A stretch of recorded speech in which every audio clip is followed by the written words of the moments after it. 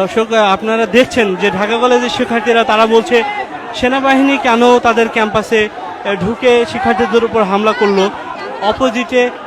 অপোজিটে সেনাবাহিনীর পক্ষ থেকে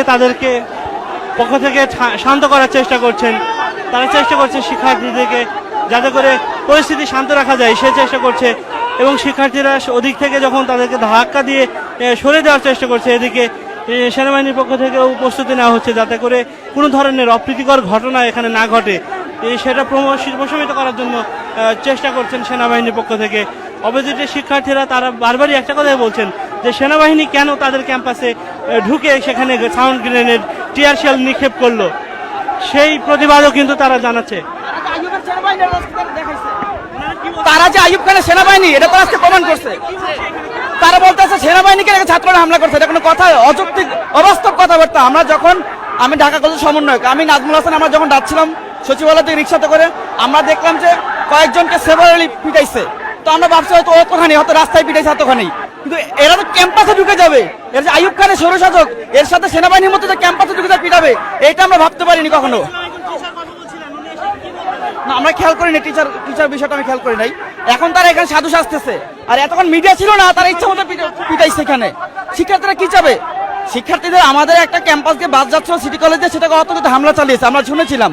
কিন্তু এই অবস্থা যে করবে তারা সেনাবাহিনী, সেটা আমরা ভাবতে পারিনি। এখানে এই ছেলেমেয়েরা বাবা মা নাই, এখানে এরা হলে থাকে, এরা কিছু অভিভাবকের মধ্যে বিষয়গুলো সমাধান করতে পারতো, তা না করে সেনাবাহিনী এসে ওরা সন্ত্রাসী কাজ করতেছে।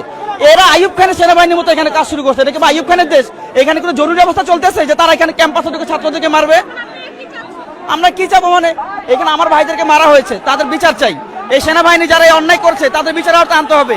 এটা কোনো আইয়ুব খান বা কোনো এর সাথে সেনাবাহিনী না, এটা কোনো এর সাথে সেনাবাহিনী বা আইয়ুব খানের সেনাবাহিনী নয়, এটা ইয়া খানের সেনাবাহিনী নয়। যারা এইভাবে করে ইয়া খানের সেনাবাহিনীকে আমরা দেখেছি, তারা ক্যাম্পাসে ঢুকে ঢাকা বিশ্ববিদ্যালয়ে 300 ছাত্র 1971 সালে 25 মার্চে হত্যা করেছিল। এটা সে ঢাকা বিশ্ববিদ্যালয় নয়, এটা সে 1971 সালে 25 মার্চ নয়। তারা আমার ভাইদেরকে হামলা করছে অতর্কিতভাবে, পিটাইছে অতর্কিতভাবে।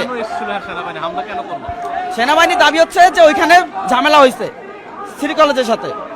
স্বাভাবিক, ঝামেলা হতেই পারে, পূর্ব আমরা দেখেছি ঝামেলা, আমরা তো ফ্যাসিবাদে আমরা ঝামেলা দেখছি, তো এটা তো সমাধান করতে পারছে। তো এখন সেনাবাহিনী কেন ব্যর্থ সমাধান করতে? তাদের কেন অত্যাচার চালাতে হবে শিক্ষার্থীদের উপরে? ঝামেলার সূত্রপাত আমরা জানতে পেরেছিলাম যে আমাদের একটা বাস যাচ্ছিল ঢাকা কলেজের সামনে দিয়ে, সিটি কলেজের সামনে দিয়ে, সেটা তো তারা অতর্কিতভাবে হামলা চালিয়েছে। তো যাই হোক, তারপর আমাদের ছেলেমেয়েরা বলেছিল আমাদের হামলা চালিয়েছে, তো আমরা এটাকে বললাম যে এটা ছোটখাটো বিষয়, সমাধান হয়ে যাবে। কিন্তু সেনাবাহিনী এসে যেভাবে পিটাবে তাদেরকে, এটা আমরা কখনো ভাবতে পারি নাই। এবং অলরেডি ঢাকা মেডিকেলে পিজিতে অনেক শিক্ষার্থী ভর্তি। আমরা শুনলাম যে দুই পক্ষকে নাকি বোঝানোর চেষ্টা করছিল, সিটি কলেজ তারা ফিরে গেছে, আপনারা ফিরে আসেননি।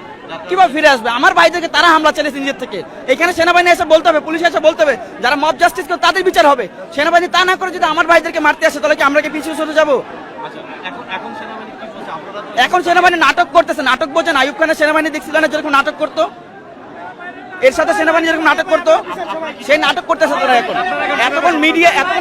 এতক্ষণ মিডিয়া না থাকাতে তারা অতর্কিতভাবে মেরেছে। এখন মিডিয়া চলে আসছে, তো এখন দেখাচ্ছে যে আমরা শান্ত শিষ্ট, আমরা বিড়ালের মতো দাঁড়িয়ে আছি। তারাই হিংস্র ছিল একটু আগে। ধন্যবাদ। আপনারা এখন কিভাবে সমাধান চাচ্ছেন? আমরা চাই আইনি পর্যায়ে সমাধান হবে। সেনাবাহিনী এইভাবে অতর্কিতভাবে ভাইদেরকে হামলা চালিয়েছে।